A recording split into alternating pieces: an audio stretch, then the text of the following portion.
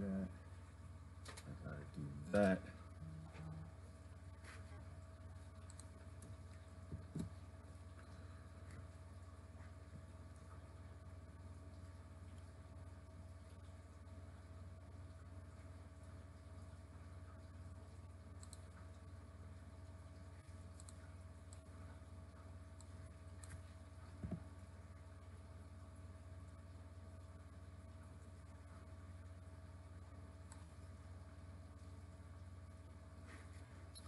Good morning. Good morning.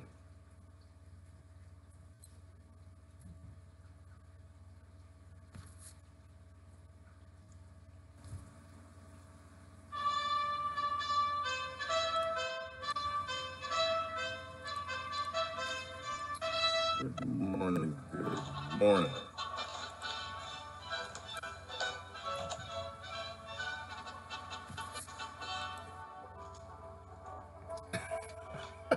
It gives me great pleasure to declare this meeting of the Commonwealth Heads of Government open. Okay.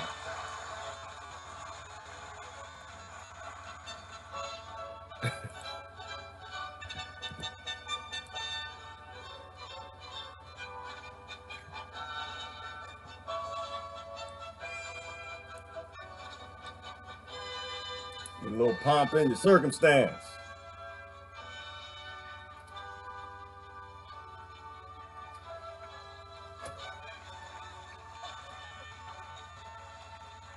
Over many decades, this organization has brought together nations, young, old, large and small, to celebrate our common bonds and to work to our mutual benefit.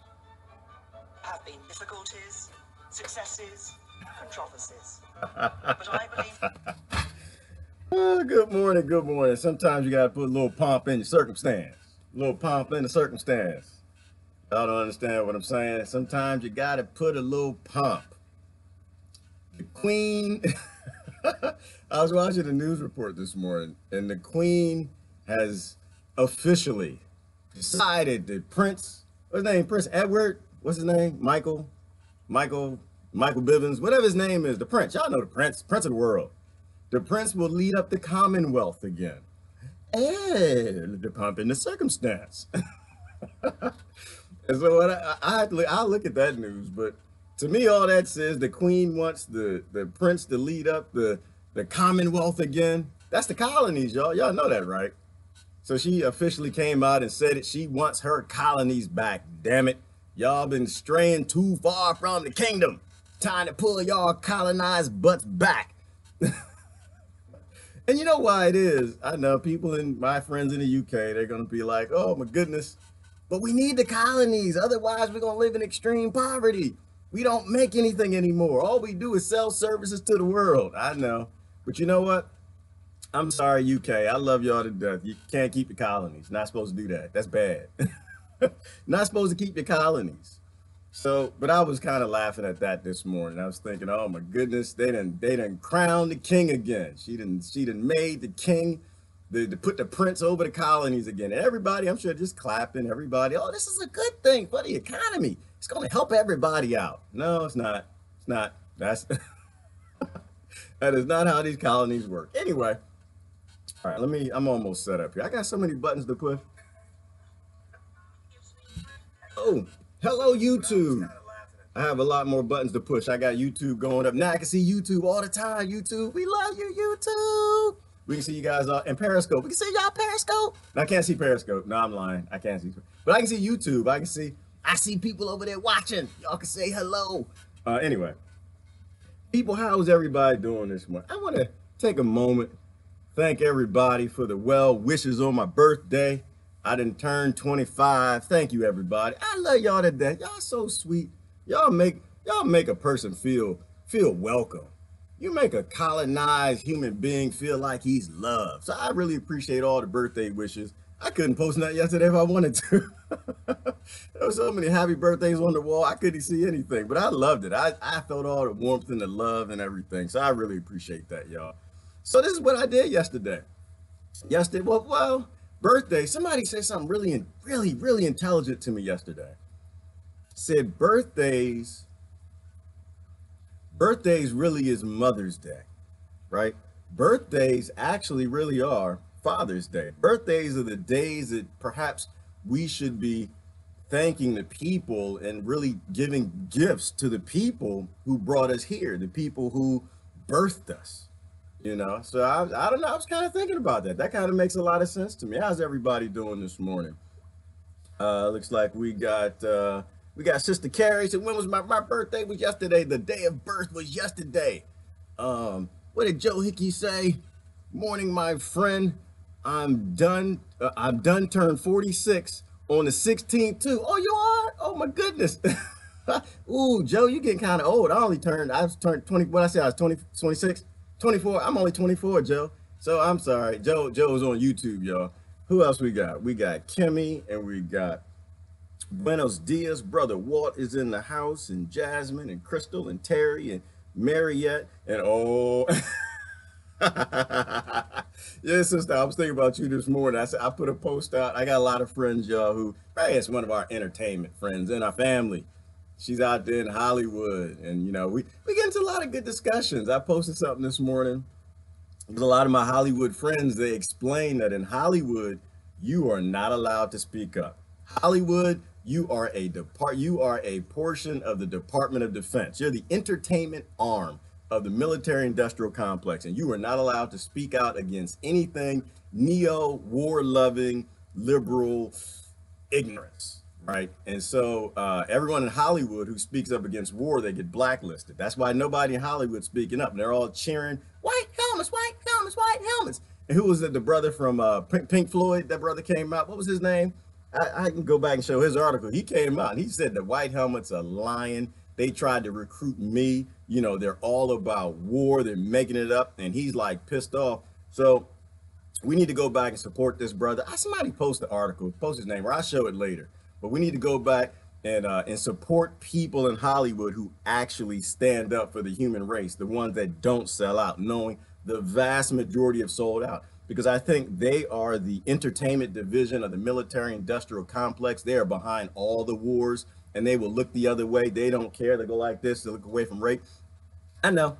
And I got a Hollywood picture behind me. So, you know, Hollywood is sick, but it's like a president, right? You know, they're not beyond reproach. We can pull them back. We have to vote with our dollars, and we have to tell what we expect of these power establishments in our world, as opposed to, I guess we have to boycott them. We have to do those kind of things, but we have to tell them what we demand of them if they want to come along with us on this human race voyage. Otherwise, they need to go away. So anyway, yesterday was my birthday. And who else? Well, let me say, I think I said, I didn't say hi. Who else we got? Let me see. We got Brother Oliver and Tamara and Christina and Tamara. I said Tamara twice. Good morning, sister. Happy birthday. Thank you. And Eric and a bunch of other people I can't see. And Sister Mary always in the house. So anyway, I did what I did. My kids, they know I like movies. I know that's wrong. I just said that Hollywood is the department arm of the military industrial complex. But remember, you can always get some truth out of everybody. No matter how much you want to hate somebody, you want to be tribalistic, you want to join a side, there are people in Hollywood who actually whittle in a little bit of truth so it can slip out in these movies. There's a little bit of truth in presidents where they're politicians, and then where they know the permanent state's not watching them, they'll slip out a few words, the teleprompter will drop, and Obama will tell you, I can't say what I want to say. There's a man in the room. Every now and then Trump will get to the mic. Damn it, we got to get out of Syria. To the permanent state, get on his cell phone. You can't say that. That's not how this job works. And then we go back to war. So I think there's truth in everything. There's a little bit of truth in everything. I'm a movie buff. That's my big problem. But look, check this out.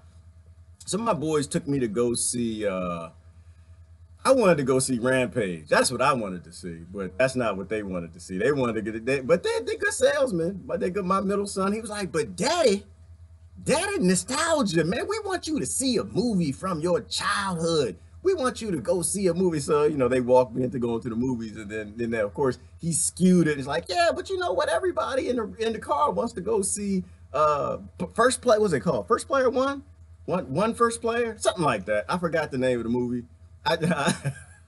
I'll be honest with you, I'm an old guy. I fell asleep. I'm not 24, but I fell asleep at the end. I didn't see the end, but I saw enough of it to get my message. I got the message. So what this is behind me, this is called, what is it called? The Stacks?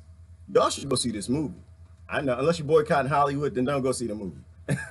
But if you're not boycotting, if that's not the one thing you're boycotting, I boycott corporate America. I boycott a whole bunch of stuff, but Hollywood right now isn't one of them. Sorry.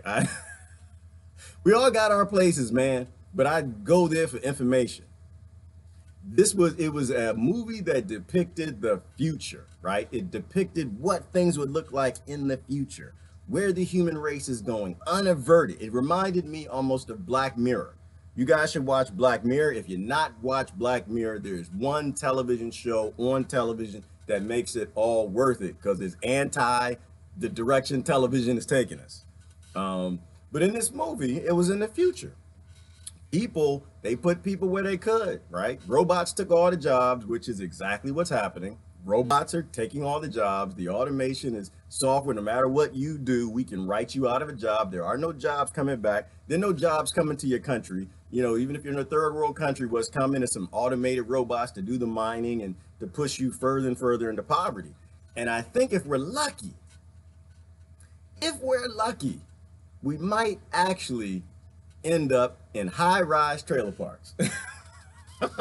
I know, right? That's crazy. If we're lucky, if the corporations love us enough, because that's all we're doing, we're just handing the world to these massive corporations. And so the real thing for me is, if we're lucky and they love us enough to give us a little food, give us some bars, and you know, because they're not going to put us in ghettos. Like, you think you're going to get a high-rise apartment in the end? No. The high-rise apartments will be for the people who sell out at a higher level. And that'll probably be for the robots. There'll be robot factories where they make stuff. But if we're lucky,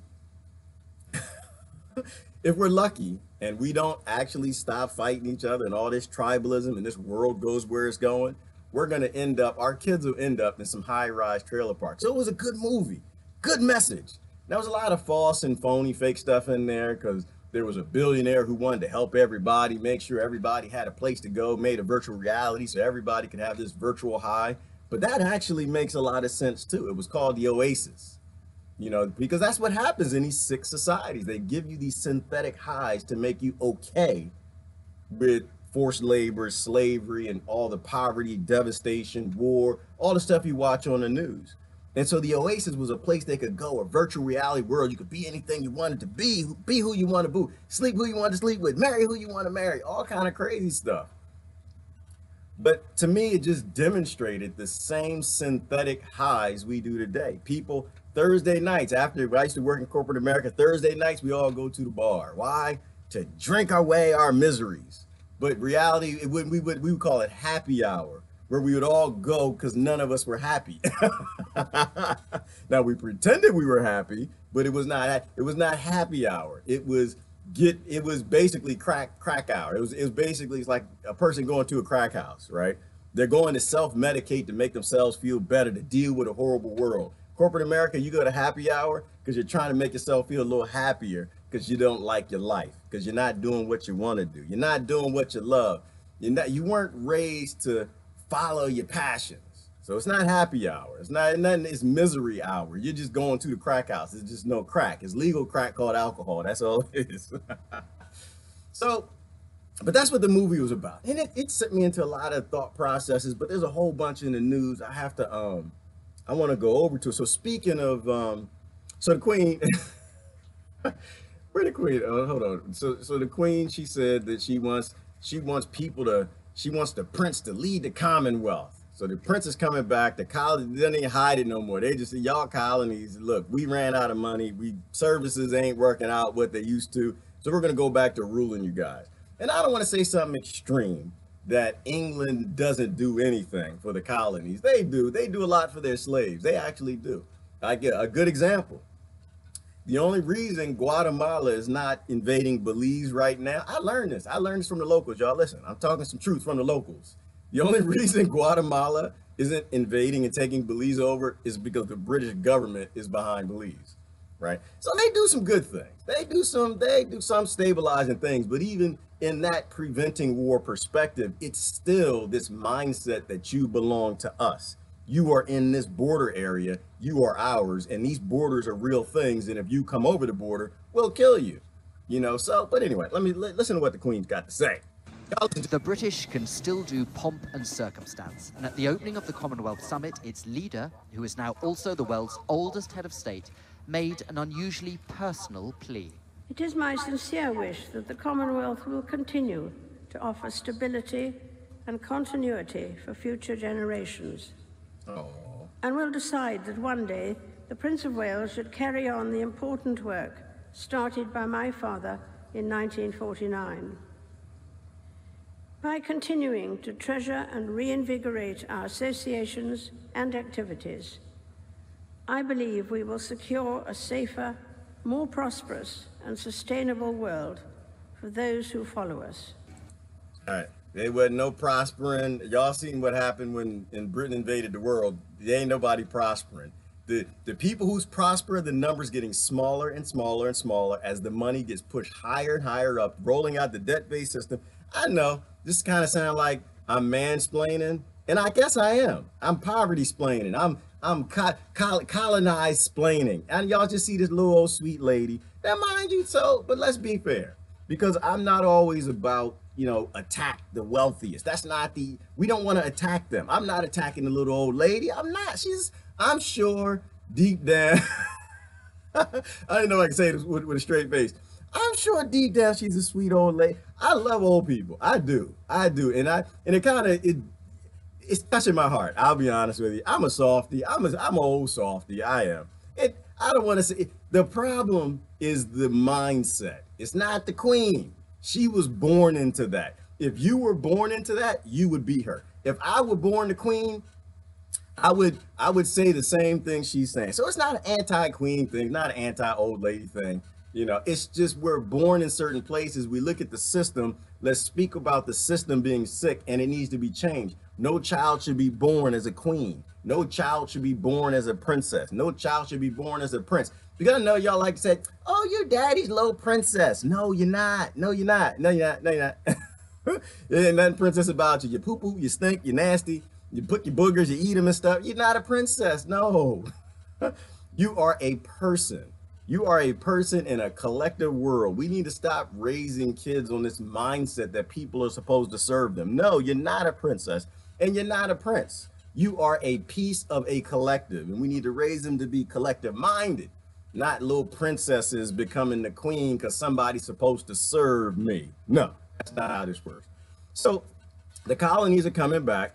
A good example of how bad this is, and how, because once again, got people, they like to get into their indoctrinated tribalism. They say it's Britain. Britain's the demon. It's the white man. Let me show you something. Like, first of all, did y'all know, let me see if I can find this. Did y'all know that the largest movie, speaking of Hollywood, you know, the largest entertainment industry right now is Bollywood? Angry discussions never cease in the village of... You know what number 2 is? You think it's Hollywood? No, it's not. The largest grossing entertainment group worldwide, the second, is Nollywood. Nollywood starts with an N, Nigeria. and then the third is Hollywood. That's in America. So look at this. So is it a racial thing? Is it just Britain? Just Britain? It's just the Queen? No, it's not. Sellouts are in every country. Look how bad our brothers in Nigeria live. Look at outside the Nigerian capital. Since Abuja was chosen to build a new capital 40 years ago, they say their social and economic status has continued to deteriorate. They still live in humble mud homes without basic amenities. We have no medical care here, and we have no functioning schools. The teachers refuse to stay here. We don't have electricity, but water is our most urgent problem. We had a borehole that soon broke down. We almost never used it. Pico and 2 other villages around this place have up to 3,000 people living in them. The only source of drinking water they have is this muddy pond. Mother Nature generously gave it to them for survival. generous. Mother Nature gave them a pond to drink from. So keep in mind, you got to process the right way. I think a couple months we looked at the billionaires in Nigeria. You know, Nigeria has one of the largest population of billionaires right now in the world. That's why when you get those emails from Nigeria, somebody wants you to send them money. Where's all that coming from? The Queen didn't do that. Modern Britain today, the UK, they didn't do that. This was done a long time ago. This is the world being colonized. This is the side effect of creating a system of raising children to compete with each other, to take what each other has, so the people at the bottom of the pyramid have less. That's the problem. That's what we have to focus on. So Nigeria is just another one. Congo is another one. So Congo was also in. Rachel Gabusi will never know her two older sisters. But see, in the Congo, it's not just poverty, it's violence, right? So you got the machete gangs running around, chopping people the heck up. I'll post this story. This was a little baby that they chopped up. Her sister got her arm chopped off. There was a husband whose wife was pregnant. They chopped the baby out with the machete. Yes, I mean, it's a sick thing, but why is the Congo this way? It's because of the whole colonized world. We colonized the whole world. We took a sustainable world and we made it unsustainable. Why do we make it unsustainable? Because we could make a lot of money getting people on a monetary system, and that's what all this was about. You take their resources, you destabilize them, you burn their books, you destroy their culture. They can't take care of themselves, so they need the Queen. They need they need France. They need America. They need these other bigger countries to take care of them. And when the countries turn their back, immense poverty happens, scarcity happens. All violence comes from poverty. All violence comes from scarcity. So all scarcity, it came from the colonizers. So the whole area is destabilized. People are being murdered. They're having body parts chopped off. And so we look at this, we get upset. And what do we say? The Queen, you need to go help them. America, you need to go save them. France, you need to go save them. And of course, we've already got the military there. AFRICOM is already there. So they're ready to act because they knew all this was going to happen. So they go in, they'll give guns to the other side. They'll kill the guys with the machetes and they'll get them on a debt-based solution. All why? Because Congo has the largest collection of minerals on the planet. Asteroids landed all over the Congo. They got minerals everywhere. Minerals in making drones. Yes. Drones. I got some good news. I'm gonna show some good news. I always like good news sometimes too. So, you know, I love drones. I do. I love drones because I understand drones are just a tool. Drones can be utilized to save the human race, and drones can be utilized to destroy the human race. And it just so happens that when corporations run everything and we don't tell them what to do with drones, instead of having green drones that grow food for people, that take care of people, that keep our future becoming trailer pack stacks, we don't have any influence in the military industrial complex. We don't have any influence in our government. We fight each other to get as much as what we can so others can't have it. We've turned our back. Oxford-based startups. And so we don't have this. We don't have drones planting food for people. Yes, drones can do that. They don't just murder people. Automation and robotics can save the human race. It's like a gun. Once again, it's just a tool. It's all about whose hands it's in. We've decided to place all this automation technology and power in the hands of psychopaths. And so they're making weapons and greater capacities to murder people. But look what you can do with drones. To use drones to fight deforestation. Oxford-based startup Biocarbon Engineering is planning to fight industrial deforestation by planting 1 billion trees a year using drones. The drones used by Biocarbon Engineering would first fly above a selected area, map its level of deforestation, and then report its potential for reforestation. After that, automated planting drones carrying seed pods would fly 1 to 2 meters above the ground, following a predetermined planting pattern, and fire germinated seeds into the soil. A small pressurized canister would provide the necessary propulsive force for the seed pods to easily penetrate the soil surface. Seed pods filled with nutritious hydrogel to reduce impact forces on the seedlings during planting would then break open upon impact and allow the germinated seeds to grow. One drone can... I'm gonna stop there. So one drone can plant, was it 10 seeds a minute? Hold on, I just cut that one off. Plant 10 seeds per minute, with 2 operators controlling multiple drones, 36... So you don't have to live in trailer parks. Everybody can have food. You don't need violence in the Congo. You don't need people starving in Nigeria. You don't need people in the Middle East starving. People in Yemen can have all the food they want, but instead we don't do that. We get behind governments and we that do this. These are F-18s. Guess what? They're dropping out the back of them. It's not nice people, not seeds, not eggs. This is F-18s caught on camera dropping drones out of the back. And these drones don't plant seeds. These drones plant metal and lead in people. And they drop the drones out, they swarm. This is the future of the world. This is the future of warfare. This is why they don't need you. They don't need you in the military either. They don't need you at all. They've already been doing this. These are the drones that are swarming in on the red targets, taking them out, murdering people. And then of course the drones just end up going into a swarm after they made it to their target.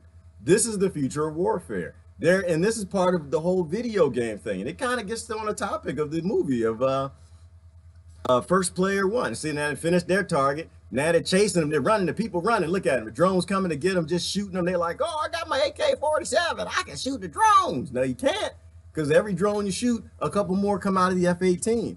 So it doesn't take massive amounts of people to start to keep a war going. It only takes very few. But it doesn't stop there. We got drones now that come out of the back of C-130s. Look at this. One guy flying the plane. Well, I can take two people to fly C-130, 2 or 3.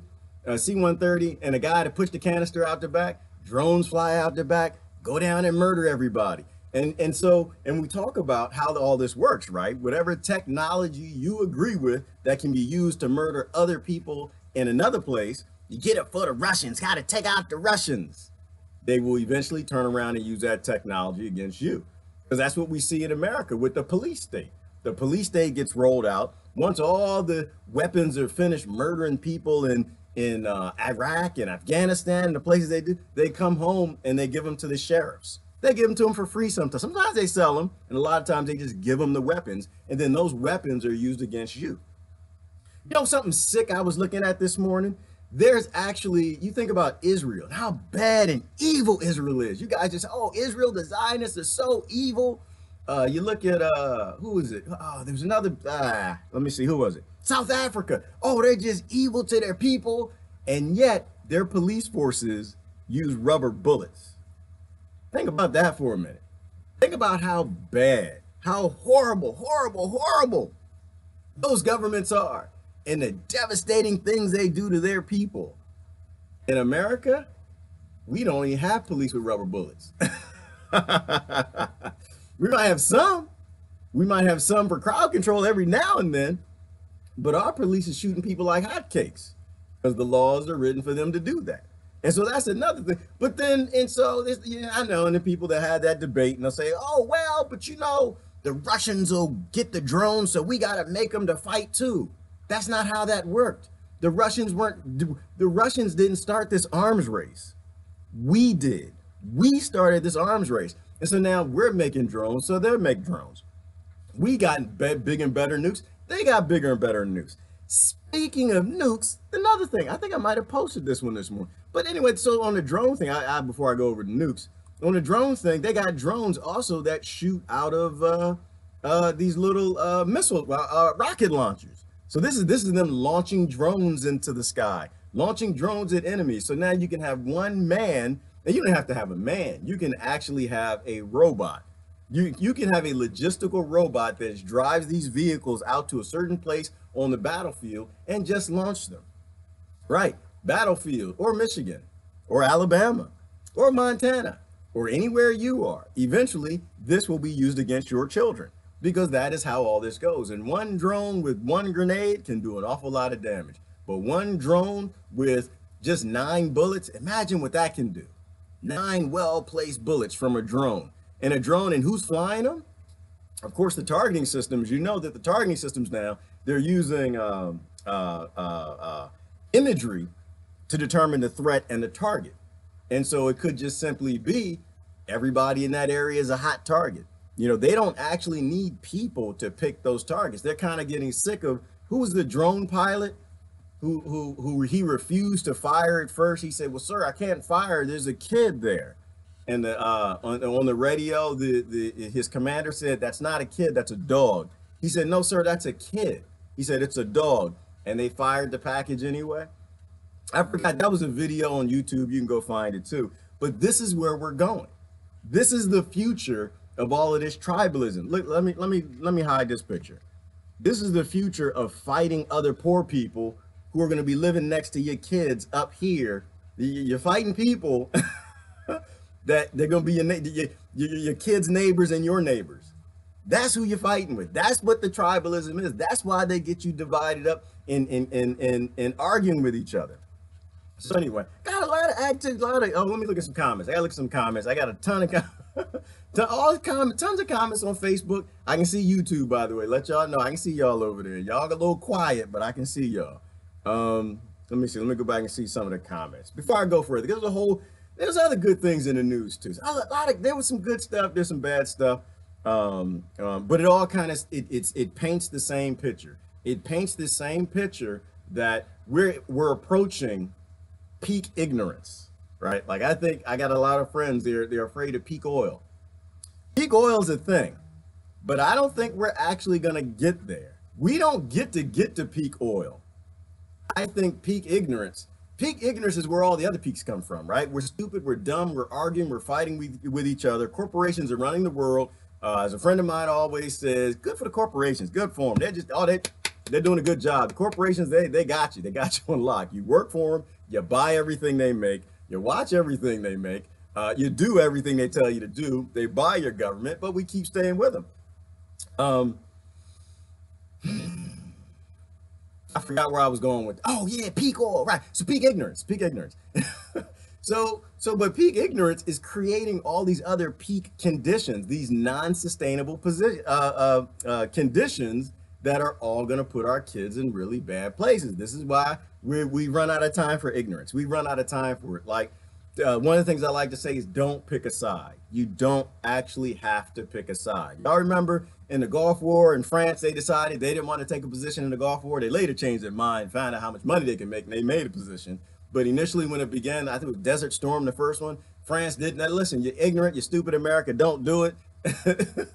and what do we do as dummies? We're gonna stop eating French fries. No, French fries don't even come from France, but we're not gonna eat the French fries. We started pouring out the wine. Yep, in France, I got friends in France. We were pouring your wine down the gutters. It was on TV. We're not drinking French wine anymore, you know. And it was just, you were right though. They were right. Then they were right. They destroyed Africa, but on that time, but again, you know, the broken clocks right at least once a day. At least the old clocks were. They were right. You don't need to take a side. When you walk upon people arguing, fussing, and fighting, you don't have to take a side. When they say, are you a Democrat or a Republican? You actually don't have to take a side. Are you a liberal or conservative? Why pick a side? In a world where none of us actually really even know anything, a world that almost nothing is known to be fact, why would you take a position on anything? Why would you even pick a side? In a world where most people have nothing, why would you take a position on everything? Why would you take a position on anything? What is actually worth fighting for when we really don't know anything, and every 10 years we realize how little we actually knew? Makes no sense. Okay, I see. Oh my goodness, y'all confusing me. I think I see Billy on YouTube, Billy and Wilhelmina on YouTube, and they on Facebook. Well, you know, you can be anywhere you want to be. You could be both if you want. I don't know if you got the bandwidth for it, but that's. But the good thing is, if you want to get out of Facebook, you want to do your protest there, you can go watch on YouTube. And it's satanic psychopathy. Yes, Brother Walt, it is satanic psychopathy. And a lot of this stuff is based on these things are faith-based, right? They're faith-based, and it's scary.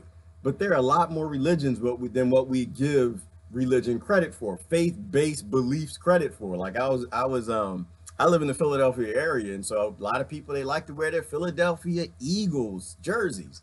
And I'm not saying don't do that. I'm not saying that. I'm just thinking that, you know, the NFL and team sports, these are ways that they really solidify our tribalism, our sidism, our indoctrination to pick a side. You got to pick a side. Who's your favorite NFL team? Maybe you don't have to have, who's your favorite NBA team? Why? Because I got to group up with the people who are green, got the green shirts on with the eagle, and I got to fight the other people. And it like reinforces this idea that we got to pick a side. And I don't think we have to pick a side, usually because all sides are wrong. And I think, you know how they say all roads lead to Rome? I think all sides lead to ignorance. That's what I do. I think if you have a side, you may not be ignorant today, but your ignorance is on the way. I think that's one of my singing friends. Y'all gotta make a song out of that.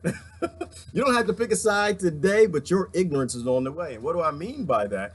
Is it always starts off as a well-meaning thing. You know, we gotta get together. Because we gotta fight something. We gotta fix something.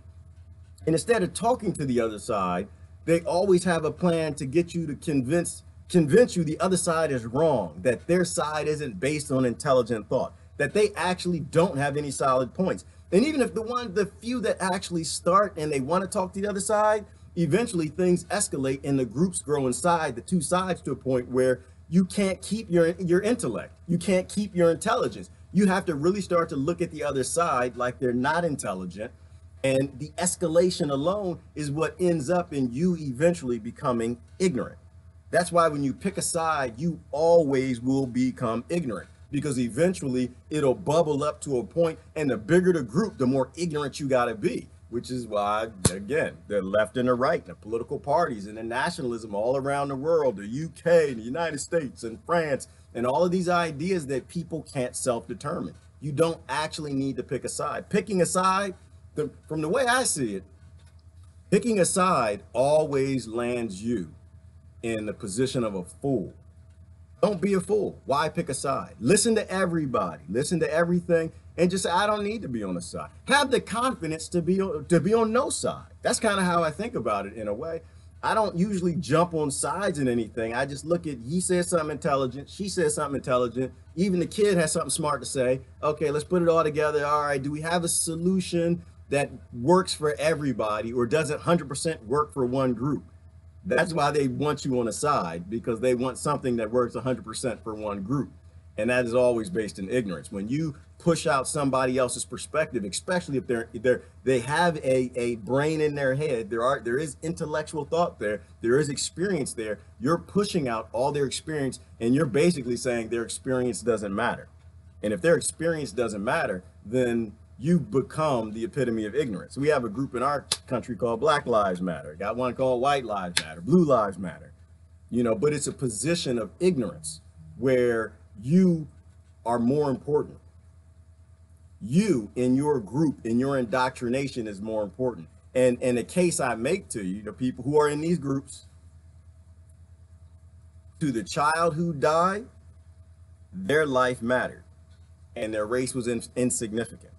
And the reason that police actually shoot kids, in which someone posted something the other day, said the Supreme Court did something now that the police have the right to shoot first. I have to look that up. I don't know anything about that. But the reason things steadily get worse is because you say this group life matters. And the argument that your leaders give you is, well, because this group is shot more. If you're a Chinese kid in America and you're shot by the police, does it matter what group is being shot the most? It doesn't. Every life matters. And this is where we got to get to. We got to get out of the ignorant group tribalism stuff, because that actually is what makes your life not matter. They push you over there. They divide. Somebody just said it's the same old stupid strategy of divide and conquer. They divide you and they conquer, and they make you your own worst enemy. They make you your child's worst enemy, and they're phenomenal at it. Phenomenal. They've been doing this for thousands of years. The little sweet lady, the queen. They've been playing you for a very long time against your other brothers and sisters who might happen to have a different color fur than you. They evolved in a slightly different place, so their fur has a little bit slightly different brindle color, you know, slightly lighter color. Their eyes might be a different color. but they actually have the same enemy you do. All right, let me go down. I'm off ranting and raving. I do want to read some comments. So let me see. So why doesn't the Queen give them water filtration systems? Well, the Queen could, Carrie, right? We have those new water systems that are actually driven by heat. We know, we looked at nitinol yesterday. We know that we have free energy systems and mechanical systems that will be driven by solar energy, 100% free, and they can just pump water out the ground consistently and constantly. But the Queen, her system, not her system, it needs people to drink dirty water, right? Because when people drink dirty water, it gets us upset. We see it and we say, Queen, go help them. We need your help to help them. You know, we need to make more money so we can put together a fund and send them some money. You know, it's a system that self-perpetuates itself, and you're perpetuating the slavery of other people because now you're working harder to make money, to donate money to that. And it's all based on this concept of money coming to save people. And it's actually money and currency that plagues people. It's a very sick system. So absolutely, it's disaster capitalism. They want the disaster. They need the disaster. The disaster is what keeps them in power, and us being upset about the disaster. It's like I forgot what, I don't know, his brother Walt, I got one of my neuroscience friends and even Dr. James Fallon, look up the research, but the psychopath, that's what they do. They thrive on what you care about most. They use your emotions against you. They know you care about it. They don't give a damn about it. I'm not saying the Queen's a psychopath. I don't know. I have my suspicions. I have my suspicions about your presidents and your queens and your prime minister. I personally, if I murdered someone in cold blood, children with bombs, and I had a kill list and all, I wouldn't be able to sleep at night. I'd end up probably taking my own life. So I don't see how a human being with love and compassion can actually sleep at night when they do this. But of course, we got a lot of our brothers and sisters who are still pleading the case of these people. We're still pleading the case of murder. And that's the only thing that I kind of give to the presidents and some of the prime ministers. They get in the position and they're very young people. And towards the end of their terms, they look like they haven't been sleeping at night. That's who I think you might actually have a human president. There might be a little bit of humanity in them. This is why I don't give up on any of them, because I see that. They look stressed, like they look like death, like they haven't been sleeping at night because they're not actually making their own decisions. And I think we have to move forward on stuff like that. I talked about the drones, right? So we can have drones instead of planting trees and reforesting. We can use those drones to actually plant food, crops. We talk about we're in the what is the fourth great extinction of mammals? And why are they going extinct? They don't have any food to eat. They don't have a place to live. What if we actually started manufacturing hundreds of thousands and millions of drones to actually go out and replant food for deers to eat? So you get an explosion in population in deers. You get an explosion in population. Then the wolves come back. The tigers come back. The lions come back. They all have food to eat. They all begin to thrive, and you put an ecosystem back. But that's not what they're doing. They're making drones to kill you. And that's why this is why it's a contradiction. They're like, oh, but the Democrats they're fighting climate change. No, they're not. If anything, they're changing the climate. They're just like the Republicans and all the other leaders. They need the disaster. It's like I posted something early, and I probably got in trouble for it. I didn't look at it, but people sometimes they I don't know why people send me messages. It just say it. You can say it on my thread. You can go ahead and say there's no ignorant. Yeah, some people tapped into a little too much ignorance. That's true, but it's very few of them. But I said disaster capitalism. It just put on a costume for climate change, right? That's all it is. It's climate change capitalism. The climate is changing, and probably the first people who came out and said that, they were speaking to the truth. The climate is changing. We need to do something about it. But the psychopaths always see that coming. The leaders always see that coming. The corporations always see that coming. They figure out, I found something else that they care about. I found something else that all the colonies are concerned with. Yeah, how do we use this? How do we make a little money out of this? How do we maybe make it worse? The solutions are always there. We just don't do them. All the people in the trailer park here and the Stacks, this is what called it. You gotta watch the movie. It's a good movie called The Stacks. they're all in this virtual reality world so they can be okay with a miserable life. These people are in happy hour. This is why you go to happy hour. But they could actually be flying the drones, planting the plants, right? You know, with the drones now, you don't need to pilot one of them. You pilot, you keep an eye on the swarm, right? There was a time where you had to fly that drone that does the planting, but now it's a swarm. You pilot one and the rest follow, or you take care of the whole swarm. Then there'll be a time when you have 100 swarms that are controlled by one person. We can fix the planet any day we want to. We just got to stop ignorance. We got to stop our march to peak ignorance. Let me see. Not allowed by YouTube to post web addresses. Well, excuse me. Okay, I didn't know that. On YouTube, yeah, I guess on YouTube comments, they don't let you post web addresses. Now Facebook you can. So I got to kind of pick and choose, you know. There's always a little something good and bad, right? It's funny how all of this, like, it's like connecting the dots and it's all the same thing and it's all related. Somebody's having a bad stream, Sister Kemi. I'm sorry. I think I post in, it might be 720. You know, I post at a pretty high resolution. So if you have low bandwidth, it actually is sometimes better to watch it later. Or don't look at my ugly face, just kind of listen in or something. But I do that because some people watch on television. They watch and they've got these nice, real expensive HD screens, real nice, pretty screens, real pretty, made on slave labor. And, you know, but, you know, I'm not going to, all I'm going to say there is, you know, keep your television. It's made on slavery. It's just keep it as long as you can. It's okay to have nice things, y'all. We can have nice things, but we don't come from people who were ever ignorant with their nice things, right? We made things last. As a kid, we used to slide on our knees a lot. We'd go running, you know, jump, land on the concrete, slide, you know, blood fly up everywhere because we ride our bikes, doing dumb stuff, arguing, fighting, tackling, doing whatever. You get a hole in your jeans. What your mom used to have patches, little plaid patches. You get a little patch and she'd stitch it right in. As kids, we knew how to stitch, and Boy Scouts, they taught us how to stitch, taught us how to sew, because you made your nice things last. We got to go back to making our nice things last, because that's the smart thing to do. I have a feeling most drones are not used for good. Carrie, most drones are not used for good.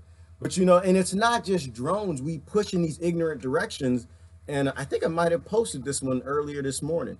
We've started an arms race, and we're going to pay the highest cost on the arms race because, let me see if I have it. Oh, no, I think I might have posted it. Yeah, I might have already posted it. But the Russians, they have, what is it? Was it a number 5 or a number 4 nuclear missile that's made up of multiple warheads? And so one missile can take out the entire United States continent. Imagine that. One. Doesn't take 20, doesn't take 52.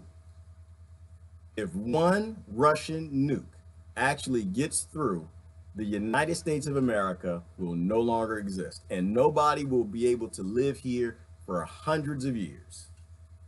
This is the world we're walking into. This is the world the corporations have no control over. One thing, I'm not about corporations are evil, because they're just, their job is to maximize profit. It's our job to regulate the fact that they can't be maximizing profit. And we stop doing that because we want to fight the other person who's upstairs and downstairs in the other trailer. That we need to stop doing that. They're doing that in Chile. What are they doing in Chile, Patty? We just have rubber checks, Brother Walt. Oh, in Chile, right. Well, so, but yeah, but they have rubber bullets all over the world. America doesn't get rubber bullets. Now I think in Dapple, Snapple Dapple, when they stole everybody's water and they're putting all the oil and destroying the water, they actually, I think they use rubber bullets then, but all day long in America, they don't use rubber bullets. And the question is why? Someone can say, well, because the citizens got guns, and so the police, they need lethal weapon guns. Why?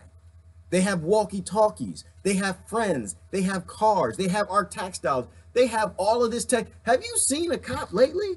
Man, they got weapons and all kind of devices and meters and scanners and all bullets and all kind of You can't even see them. They used to be big and fat because of the jelly donuts. It's not even that no more. Most of the cops, the friends I know, they're pretty damn fit, but they got all this equipment. Why do they need lethal weapons? They don't need lethal weapons. We need them to be smarter. We need them to be smart. Like, there's one thing I say positive about the UK is when you took the police officers' guns, it taught them to be smarter.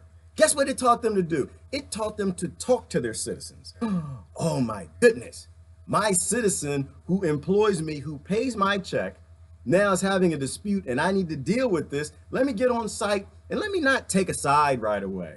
Oh, guns allow police officers to take sides and make decisions based on ignorance that your politicians, oh my gosh, it's coming to me. Your politicians put them in positions where their indoctrination forces them to make decisions based on sides and the firearms come out. But when they don't have lethal weapons, they don't have those firearms, they actually don't take positions. They actually listen to both sides of a discussion. They find out what's happening before they pull the gun out, or maybe they pull out the little bobby stick, you know. But you make your law enforcement smarter when you force them to be smarter, because you don't give them tools of ignorance, right? Tools that empower their ignorance. But again, the politicians do that. So anyway, I don't want to spend a lot of time on the police officers because I'm not anti-police. I'm anti-us. I think that's what it is. I'm not anti-police. I'm anti-us. I'm anti-peak ignorance. That's my problem. The police, because the police, they're going to be in the trailer, right? See, right over here. The police, he in that trailer right there. His kid's going to live right there. Your kid's going to live right here. My kids, they're going to live right here. And this is if we're lucky. This is if the corporations love us enough to allow us to have food, water, and some trailer parks stacked up. They may not allow that. The land is worth a lot of money. Might be some minerals under that land. Corporations may not let us have that. You know, stop fighting people who we need. Oh, Kimberly, you remember that old video? Thank you. I got a whole bunch of them. Oh man, I don't know how many videos I made. Let me go down. Divide and conquer, divide and conquer. People talking about good stuff. 6 a.m. to catch you. I'm sorry, Stephanie. I have to go when I go, sister. I'm in slavery too.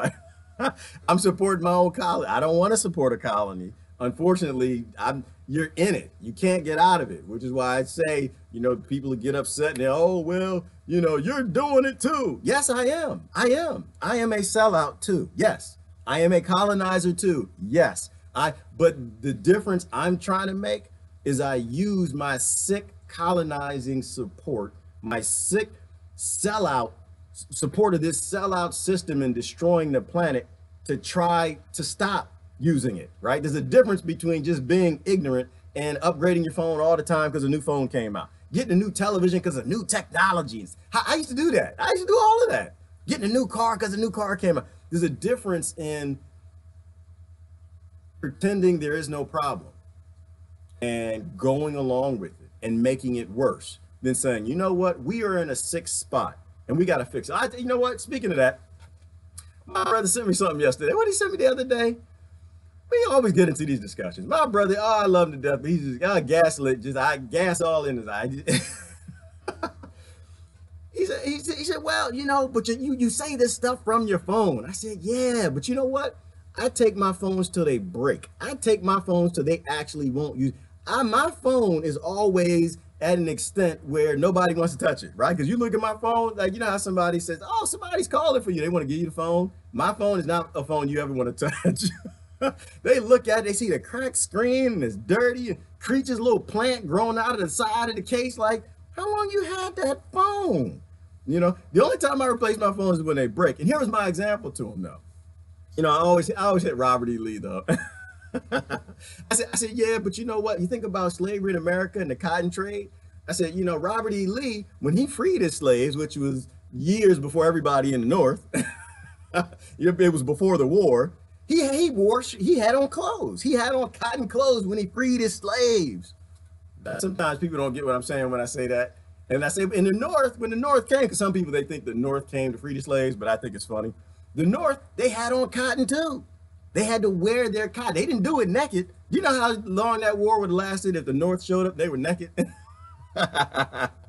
didn't wear any cotton. They had to wear their cotton. They supported the cotton slave industry to take it down. not too, I don't think that was their intent. It fell down later. Slavery was on the way out long, but that's a whole long story. That's why I don't like the topic, because people don't know history and they embrace what they were taught in school, which is usually a lie, because the victors always write the history and they always write themselves as pristine as the queen, you know. But you got to utilize the sick system you're in to fix the sick system that you're in. And so, yes, you have to use the technology, but use it in a responsible way, right? Don't throw your shirt away because it's got a little tatter on it. Don't throw your jeans away because they have a hole in it. Get a patch and fix it, right? That's a sign to me that you're an intellectual. That y'all see, you know, y'all, some people, they'll probably see people with the patches and the torn jeans, you know, and that's a sign of poverty. No, that's a sign of an intellectual. That's a sign of somebody who actually gets it. A sign, person with an old phone, that's someone who gets it, someone who's not buying into it. We got to stop buying into it. Her system needs people to implement it. Yes, Mary, her system needs people to implement it, the whole slave colonized based system, but it also needs a lot of people who probably were most recently affected by it to praise it and want it. And this is why you have all the South American governments you do, and African governments and Middle Eastern governments, the true regimes that the Queen puts in, the true regimes that America puts in, the true regimes that the West puts in to destroy their populations, to keep their populations in poverty and give away all their natural resources. And that's why that's how all of this stuff always works. But this is where we're walking into. But those sellouts who are doing real good, got that retirement, Mary, those sellouts, they're gonna be in the trailer. Their kids gonna be in the trailer too, because the money means nothing, right? This is not about money. They convince us it's about money, and they convince us money will save you, and it won't. Why? Because their hundreds of millions have become billions, and very soon their billions will be hundreds of billions. And so that $5 million that you put away for your baby girls and your kids so they can have a future, what is that going to mean when the robots are here? Do robots care about money? No, they don't. Do you need to pay a robot? No, you don't. What happens when robots are making themselves? What happens when robots are repairing? They actually could be doing that right now. Your money and your retirement means nothing. That's why I was saying yesterday, give it up. Give it up. Let it go. You picked the wrong horse. Your racehorse is not going to win. Your retirement is not going to win. That is not how this is designed up. You are no different than the poorest person right now that just got released from prison yesterday. You are in the same boat. Your trailer isn't going to be one bit nicer than their trailer. That's the boat you're in. You picked the wrong horse. We got to pick the winning racehorse.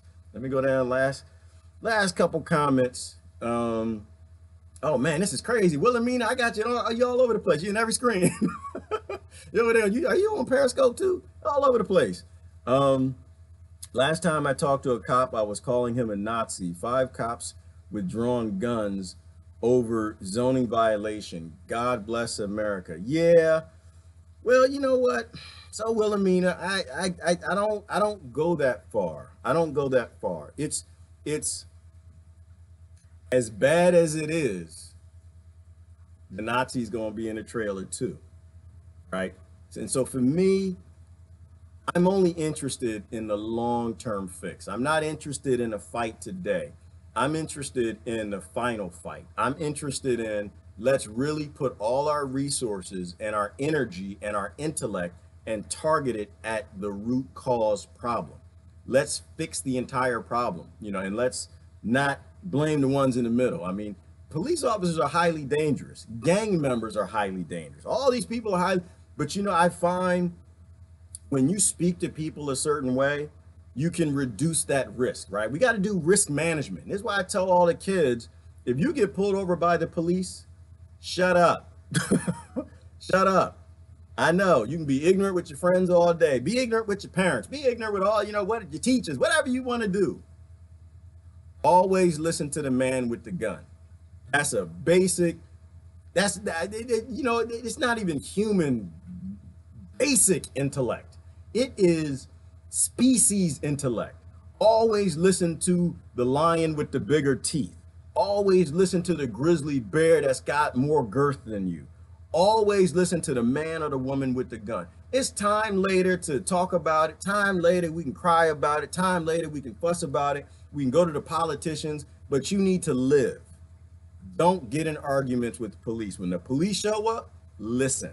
There might be a time for us to stand up and peacefully get arrested and all that stuff, but that time is not right now, because the politicians didn't train the police to arrest you. The politicians orchestrated a system that will kill you. That is the design right now. So when you get pulled over, put your ignorance away. Let it go, because we raised kids to be wild. You know, I'm talking to the kids right now. We raised you to be wild, and that's our bad. That's our mistake. It was our watch and we screwed up. And you got that anger. You got that anger. You grew up in a trailer park. You grew up in the ghetto, in the barrio. You grew up in a very impoverished conditions. You watched people with a lot of wealth and money just be ignorant. You weren't given a fair shot. But we're trying to give you a fair shot. But you got to live to have that fair shot, which is why you need to throw everything away your ignorant parents tell you. When you get pulled over by the police, yes, sir, no, sir. Yes, sir, no, ma'am. Give them your license, give them your registration. Shut up. We got a system to fix. And if you're smart enough to get that, you can help us fix it. But if you're dead, you can't. And that's how it's going. So I got to look into what somebody said, what the Supreme Court passed. But yeah, so it doesn't surprise me if the Supreme Court passed a law that says, yes, that the police can shoot first now. Doesn't surprise me one bit. It's like we talked about all the other things, TPP and all this nonsense that comes out. Oh, this is surprising. We're outraged. No, it's not. It's not. Your elite don't care about you. They only pretend they do. Your Democrats, they want you in prison. They want you dead, or they want you feeding their system. They don't like you. You can't reform them. They're not fixable. Neither are the Republicans. They're bought and they're paid for. They've already bought your life and they're cashing in the checks. So none of that surprises me. So we got to be smarter than that. Go down last couple comments. The Civil War was a bullish for the money class. Yes, brother David, you're already on it. You know that the Civil War had nothing to do with slavery. The Civil War was about tax dollars. The North was jealous. They weren't making the taxes they needed to on the cotton exports. They wanted slavery to just boom and bust. The cotton gin just got created. They wanted to tap into all of that money. In fact, the sad thing is, before the cotton gin got created, slavery was going down. They were having less and less slaves in the South. But the cotton gin got created, which is the brother who made that dumb idea. Shouldn't have done that. It went back, it started going back up. The North saw the profits and the North wanted that money. They wanted the tax money. They didn't give a damn about. The only people who cared about the slaves, which, by the way, Harriet Tubman, she didn't free the slaves naked. She wore cotton clothing. I don't think she wore hemp. I think she wore cotton. And the people who ended slavery, they were people in the South and the North who didn't believe in it. The abolitionists did you hear what I said? Yes, there are abolitionists in the South and in the North. Who do you think the Underground Railroad were? Why do you think poor whites actually wanted slavery? No. This is always an elite. This is why you always got to focus on the people who say they own you. Don't focus on the other people they say they own too. Focus on the people who say they own you. You know, and sometimes it's like, oh, but they're coming after me. They're coming. Let them come after you. Let the other poor people come after you. When the other poor people see that you aren't fighting them, that you're fighting the people that they hate too, guess what'll happen? They'll start swinging that way. And that's how we actually change things. Industrialization is coming, Ellen, and we can't stop it. It's coming. Automation's coming. The robots they're already here. They probably just don't have production levels to where they need to. Software can already do your job. They just don't have all the software contracts and licensings that they need to. But once they have it, your job is done. Where do you go from there? You either die, you go to prison, or you're lucky enough to get a trailer. That's the future of the human race. That is what we are deciding by forcing profit and corporation to make every decision by continuing to electing the same exact groups we've been electing for the last 40 years in our country and overseas. It seems people internationally, y'all seem to get it a little more because you can see the things they hide from Americans. That's why I always tell my international friends, find some Americans, make friends of them, Facebook or wherever you can, and tell them what your country is like. Americans are kept ignorant. They're like mushrooms. We are kept in dark spaces, and we're fed a lot of bull to keep us embracing destroying your countries through the sellout leaders who run your section of the colony. Survival intelligence. Yes, somebody said, who said that? Brother David. Yes, intelligence is always about survival. And I look at these kids and say, well, you know, the police got to come down on these kids. No, they don't. The kids are raised to be wild. They are. They're supposed to be. It's the warrior genetics. It gets kicked in when adults create impoverished conditions, scarcity conditions. The kids are supposed to be angry, and they're supposed to be wild. They're supposed to be. We need police officers who are smart enough to understand that, and a lot of them are. But we also need to take the firearms, the lethal weapons, to force them, and the ones who don't understand, to be even smarter. They need to go back to being us. They need to come back from where the politicians made them and rejoin us as citizens and being public servants. And the only way to do that is you got to take away that lethal ability for them to invoke that ignorance. They got all the swarming and technology they need to be peaceful, but we have to make them peaceful. You know, you got to take out the violent ideas that the Democrats and Republicans have about policing and enforcing violence to get their way, because that's all they are. They're spoiled brats. They like violence. They want you to do what they want you to do. And if you're not willing to do that, they will send men and women with guns to your neighborhood to force you to do it. It's the whole anti-free will thing. All right. Let me go down to the bottom. So yeah, Jim Brown. Yeah, we need a revolution, but we need a peaceful revolution. Human reproductive departments coming too. Or humans reproductive departments coming too. I'm not sure where you're going with that one, Brother Mark, but if you're going to the Matrix, yeah, I think there will be a time and a place for Matrix type technology. If they have a use for us, if we can be a battery, if we actually do anything that functions for corporations, when they have robots and automation doing all the jobs, they actually have no use for us. That's why I say we're lucky if we get a trailer. You're lucky. You're lucky if your kids or your grandkids actually get to have a trailer. We're in what's it called? The stacks. In the stacks, where people will live in the future. You'll be lucky. Very lucky. It was a good movie though. They had the solar panels and the wind vanes, and you know, they're like, you know, you can have your power. I guess you can have some water too. You just stay off of corporate lands. Stay away from the elite. You can have this little ghetto stack spot. But that's the important thing to remember, is we will all be here together if we all don't stand up together.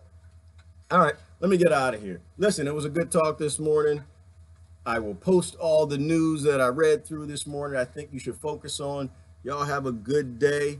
Remember, you don't have to take a side. You don't have to take a side in anything. I believe the position of the intellectual is just data collection and making assessments based on all sides, all data, all experiences. Everything else is a requirement for you to be ignorant. And we want to avoid peak ignorance, and then maybe we can avoid peak oil and all the other peak problems that are coming our way. Anyway, what's today? Friday? Is today Friday? Today's Friday. Okay, it's Friday. It's Anti-Slavery Day. All right, y'all enjoy your last day of slavery. Going out to happy hour.